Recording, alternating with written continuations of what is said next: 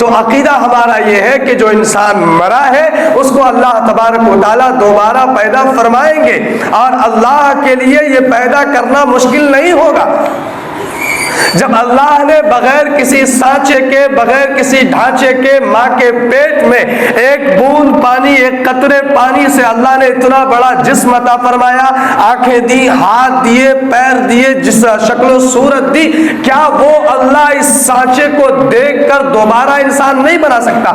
بنا سکتا ہے۔ اللہ نے اس کا جواب قرآن میں دیا، اَيَحْسَبُ الْإِنسَانُ أَن لَّن نَّجْمَعَ عِظَامَهُ، کیا انسان یہ خیال کرتا ہے کہ ہم اس کی ہڈیوں کو جمع نہیں کریں گے؟ انسان یہ خیال کرتا ہے کہ ہم اس کی ہڈیوں کو جمع نہیں کریں گے؟ بلا قادرین علی ان نسوی بنانا، ہڈیاں تو بہت دور کی بات ہے، اللہ تو اس بات پر قادر۔ اللہ فرماتا ہے بلا قادرین، بالکل نہیں، ہم تو اس بات پر قادر ہیں کہ ہم تمہاری انگلی کے پورے بنا دیں یہ حصہ۔